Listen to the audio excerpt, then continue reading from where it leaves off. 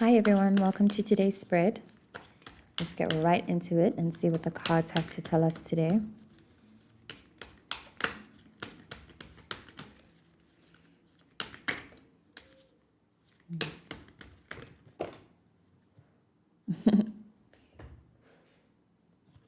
Cute.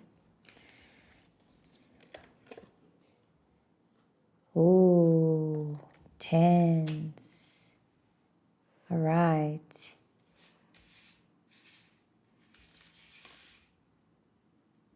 What?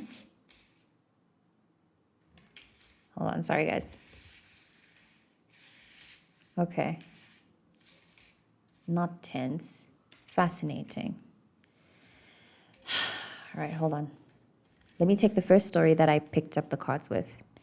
And then if I feel called to, I'll venture into reversing the cards. I'm feeling, okay, let's just get into it. The card that landed on my arm was the Eight of Rods. It's giving the energy of like a baby holding onto your body and trying to get your attention. So this feels central. She feels like the main girl. Okay, then we have the Wheel in reverse and Justice and the Seven of Swords. So for full transparency, these cards fell out and I'd assumed they were all facing one way, and I told myself I'd already seen, I created a reality in my head that I had already seen that they were upright. So I predetermined the way in which I'd pick the cards up. And because of my predetermination, my presumptions, I honestly believe I have now muddled the true intention of what these messages have to say. And I think that in itself is a channeling.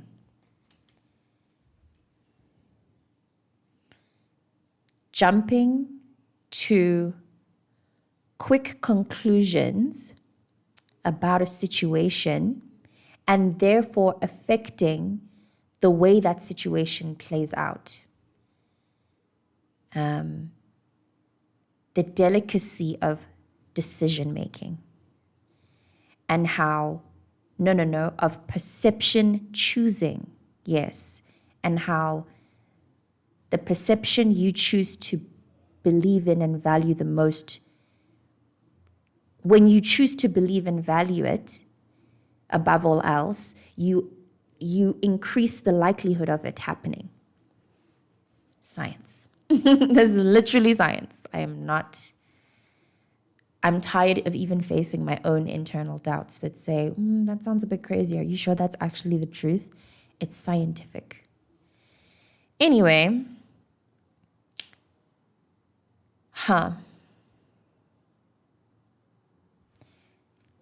when I look at these cards again, these three cards, it does more feel correct to say that the Wheel is in reverse and Justice and the Seven of Swords the Wheel is upright, Justice, Seven of Swords are in reverse.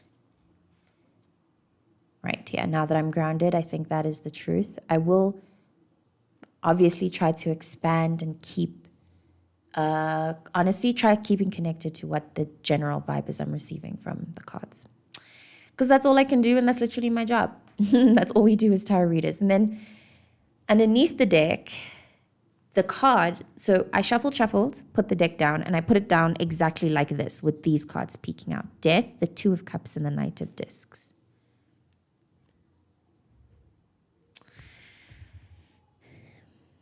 The presence of this whole deck together, let me actually just first, before continuing on. So, okay, with the three cards that fell out in a weird way, I struggle to understand.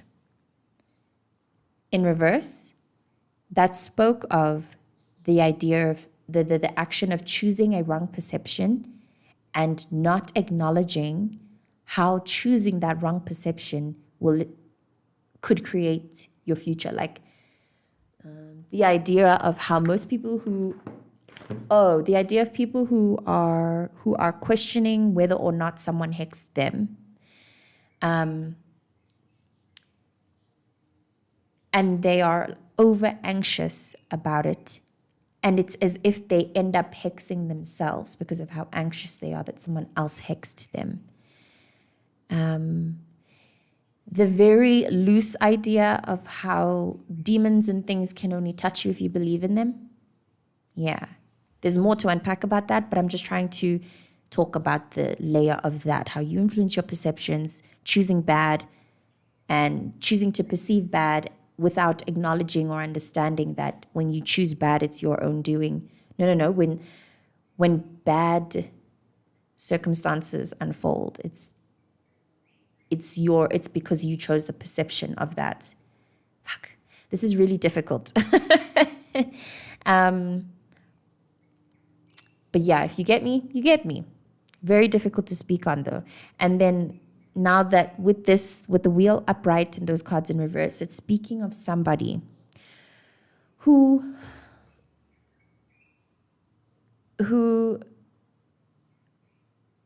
yeah, it's speaking about someone for whom miracles will happen regardless of what your perceptions are. Yeah. This feels more accurate because of the fated energy I feel of the time that I'm recording this, 2026, and so carrying into the timeless intention of whenever it is that you're watching. I'm going to first read into the Justice card in reverse, and then the Seven of Swords. Hi, Ankita, no, you can't. This card in reverse speaks of injustice, surrender to expediency, twisting truth to influence others, muddled thinking leading to errors of judgment, denial, bias, prejudice, discrimination, legal battles, strict upholding of the law when real justice lies elsewhere, lies, deception to pervert the course of justice. Okay, so it looks like that frequency of choosing an incorrect perception, it's persisting. So you, or this may be a story for someone around you, is seeing a situation as very negatively or in a hopeless manner, or they're, I guess, embodying emotions and ways of being that are very victimhood, that put that person or you in a state of victimhood. I've repeated those words so often: shame, guilt. It's a big, big theme, very important, and I think is like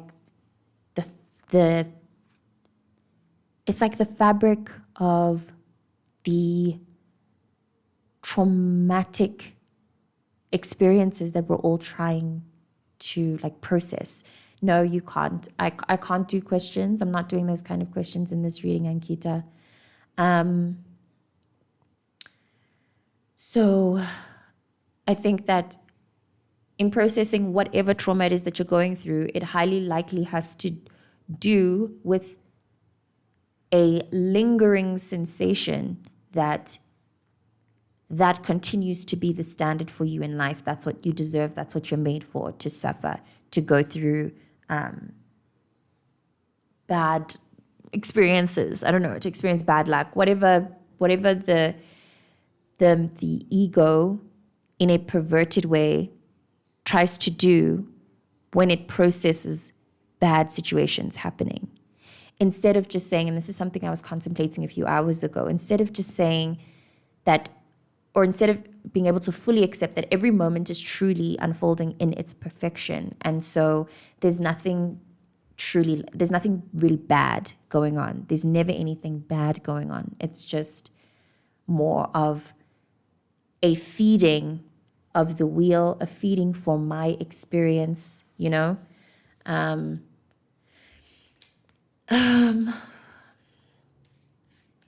Yeah, this is intense energy to speak on. This is like the divine, this is like this.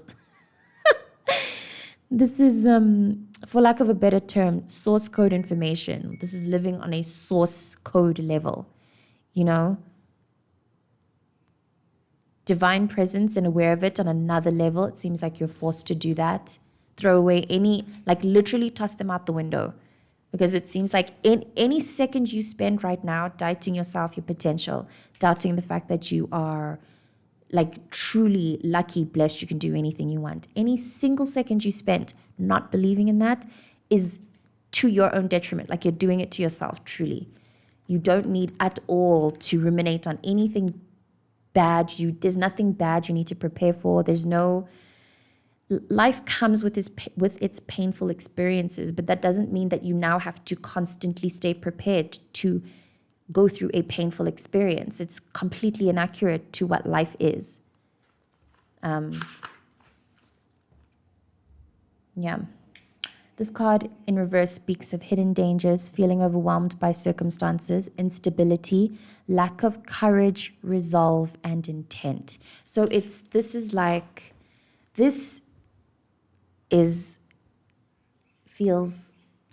like a tipping point. Yeah, I'm with you. We're all together in this. This feels like a tipping point in our journey with the divine. I've done so many readings on this frequency of almost like God saying, you need to believe in me now. You need to start trusting in the ideas of how you may not know what you are doing here, but you know what you're doing here. You know, you have a greater purpose. You are doing something useful simply by existing, and you do not need to do anything more than that. Let me finish. Go get the green phone. You can come and play Pocoyo here.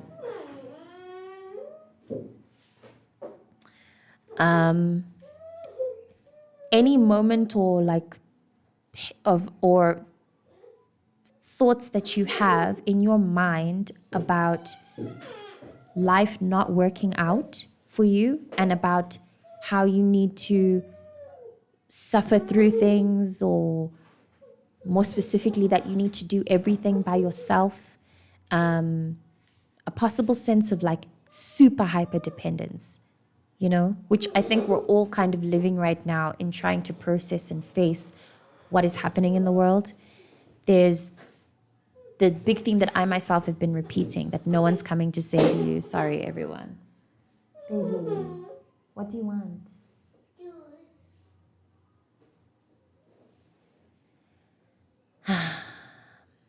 There's this big theme that I've been repeating over and over again about how no one is coming to save you, about how it's you coming to save you. But what we fail to remember when we're functioning only from an ego's perspective, is that you isn't just you. It's you with all the angels who are with you. It's you with the lineage that you were literally like blooped out of, It's you with all of the versions of you that you have been through, all of the pain that you have processed, of which you now need to understand you need to let it go. There's this sense as well for a lot of us collectively that I've mentioned this before, the suffering that we've been through makes us better in some way. I have mentioned, like I said, when I mentioned it, I mentioned the fact that I believe that certain traumatic, the experience of like trauma, the impact to your energy body, with good work on your part as well, and with the surrender and the trusting and all of that, it expands you. That expansion, I think, makes a human more interesting. Like, as in the person themselves, like you can tell that impact, they allowed it to give them more range in the way they understand life, and they became more interesting as people. But now with the way that it improves you, makes you more interesting, in my opinion, the person is we're liable to make the mistake of assuming. Where's my juice? It's coming. We're liable to make the mistake of assuming that the suffering that we've been through, the darkness, our ability to even observe the shadow, sit with it, all of that, it is a talent. It's a very valuable skill, but it's not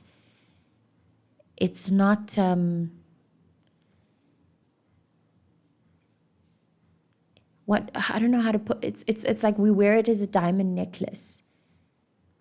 And it's not meant to be that. It's more supposed to be like a very fine material of clothing that's not too loud, but when you touch the fabric, then you notice that it's fine. You notice the thread count, just how soft it is, the texture. You know what I mean? That's how we're supposed to wear the things that we've been through. Be wary of doing that, wearing it like a diamond, because it starts to become a hindrance to your ability to receive your miracles. This is giving the frequency of somebody whose miracles are so close by, but because you lack the belief in the fact that they're possible, they're not going to be there. You have to open yourself up. I feel called to pull more cards to understand how to deal with this energy in reverse. Please excuse me.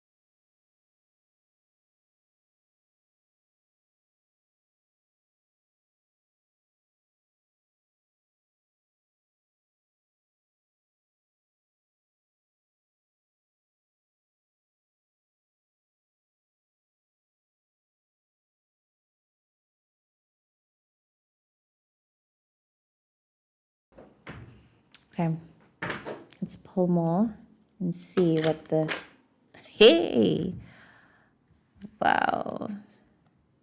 Okay, how interesting. The lovers fell out like neatly right in between these two cards in reverse, like literally like this, perfectly. Then you have the Emperor and the One of Rods. Okay, multiple things. So this could be the frequency of somebody who is the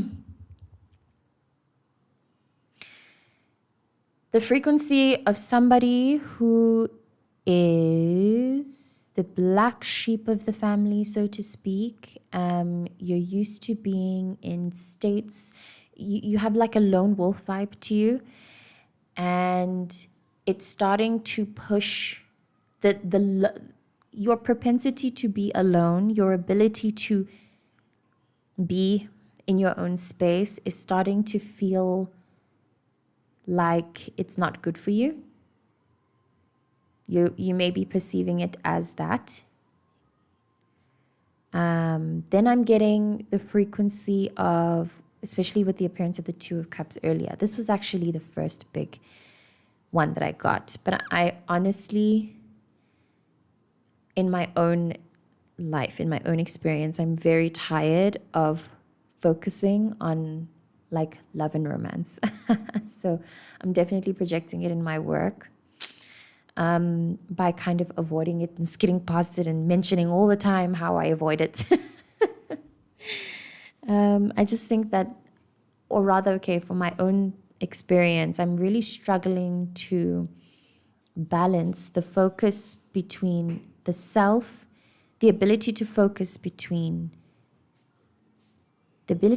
on yourself and balance that focus on yourself with the focus of the other, more specifically in romance. I'm pretty sure I'm fine in my platonic connections, largely because, and this is what's interesting, there's huge trust in the love space that we share between each other. I feel extremely trusting towards them, and I honestly feel and trust that they are trusting towards me. So yeah, never a problem. It's the sensitivity of romantic connections. That's also generally, I think, the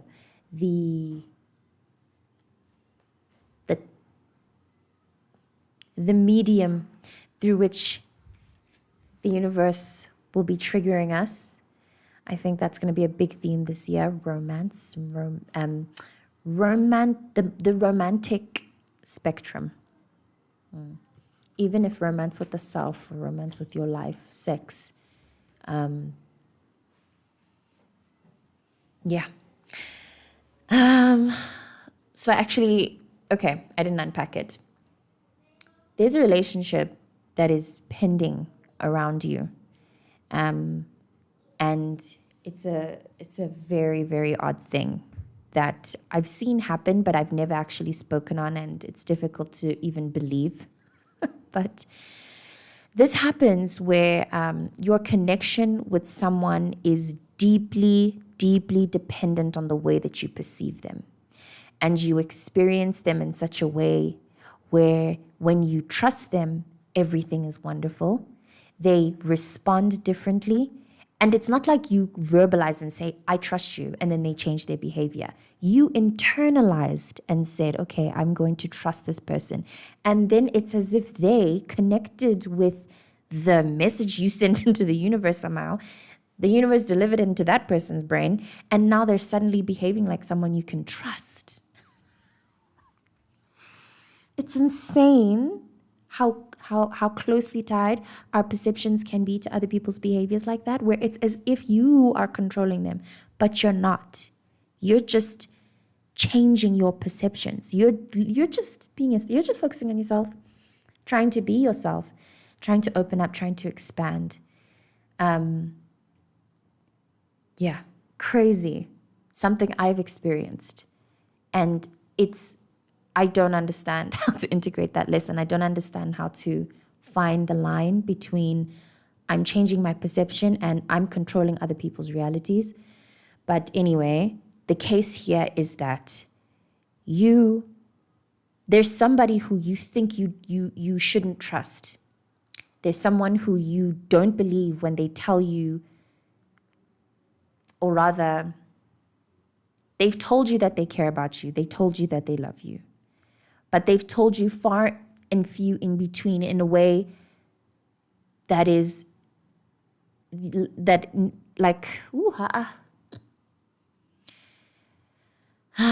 don't know how to describe this frequency, man. I don't know why I'm struggling so hard with it.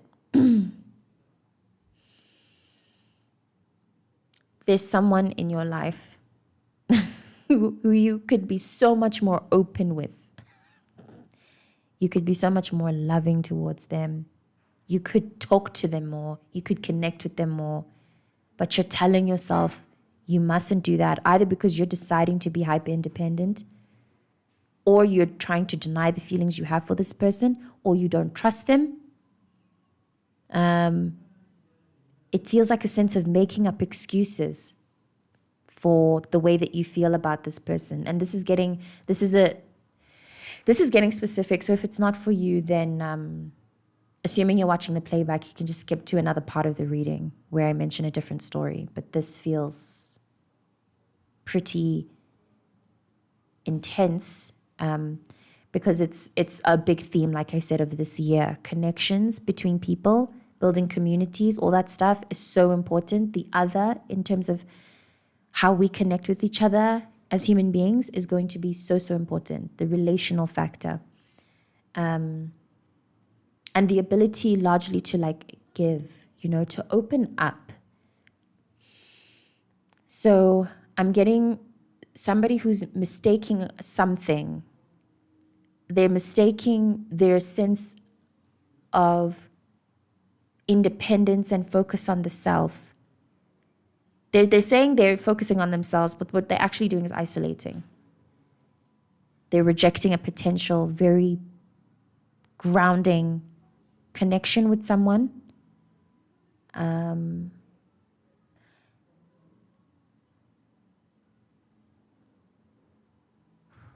Yeah, I think I'm going to move on from that.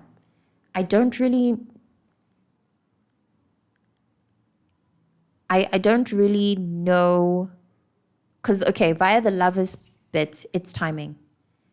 With the presence of these two cards, it's also giving that you may be in a relationship soon. If you're single, expect a relationship soon. Yeah, this is a new relationship coming in, but it's bugging me, these two. This energy, it's bugging me because it feels like someone's not taking accountability for something. It feels like a lack of, it feels that I'm feeling into a sense of avoidance of something. Something is being avoided. And, well, anyway, it's not going to be avoided much longer. It's giving an internal mental state. It's giving somebody who's really used to thinking negatively and who needs to stop now. Stop thinking negatively. It's enough. Like, are you not tired of being weighed down? Are you not tired of not having faith in the universe? Are you not tired of feeling a sense of disconnection from the rest of your reality, from people in your life, from your own self? Like, are you not ready to expand your life, expand your sense of self? Okay, now with that, I'm feeling into a sense of somebody who's trying really hard to keep things the same. They're very scared to change something. They're very scared they're very scared of change.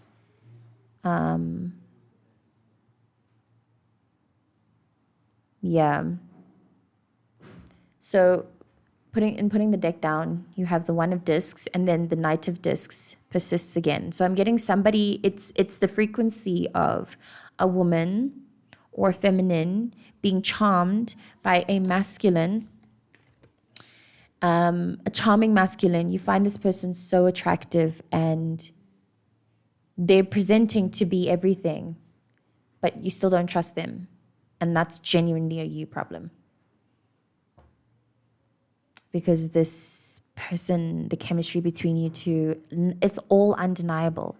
This may also, it's not gender specific, but that's just the image I had in my mind. It's not gender specific though. It's big chemistry between two people and a very aggressive denial of that chemistry that really doesn't make any sense, because the chemistry is going to go anyway. Like, things are going to happen between you and this person anyway. So the resistance or whatever experiences, whatever's happening internally, it doesn't make any sense. I'm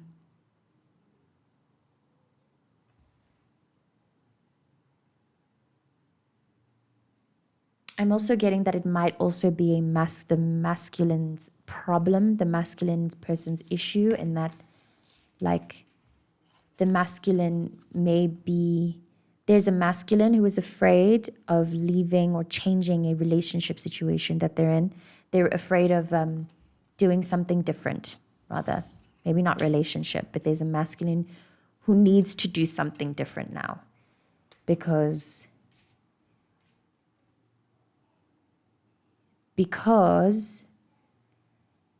there's a greater sense of self that needs to be discovered. I'm getting like a deep sexual awakening, though. A very deep sexual awakening that doesn't even have to happen through sex. With the One of Discs beneath the deck, this is also very body sensual. It will be felt in the body.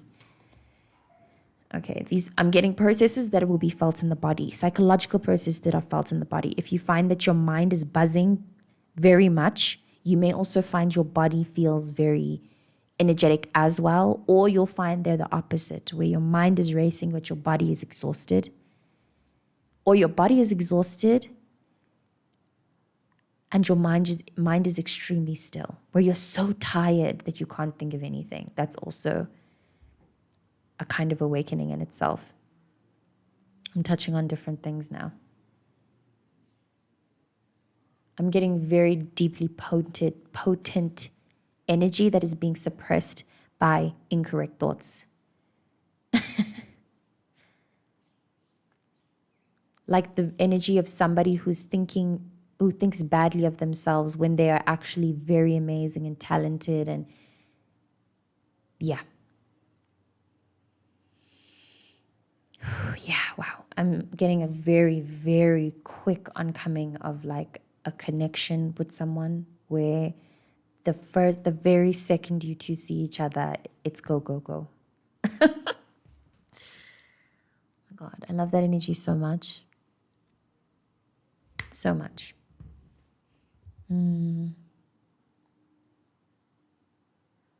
Yeah, I'm getting a lot of sex.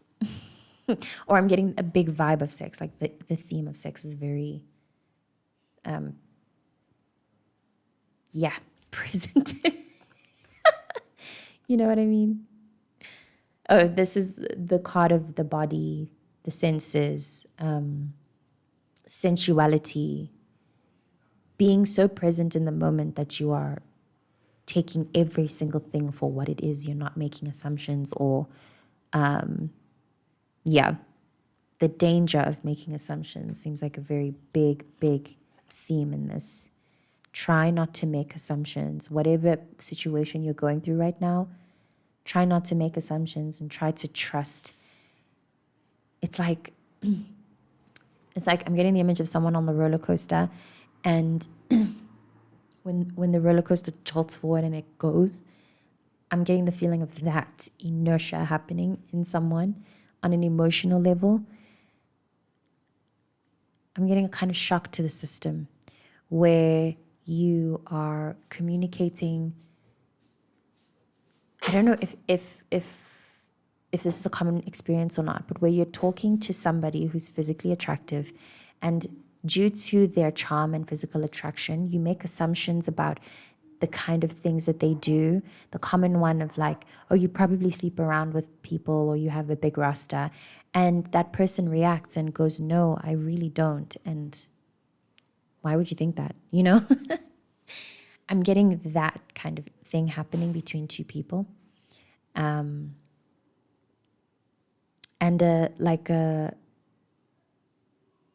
like you need to believe that this person is into you because they are, and it's stupid not to think so. Now I'm saying sentences.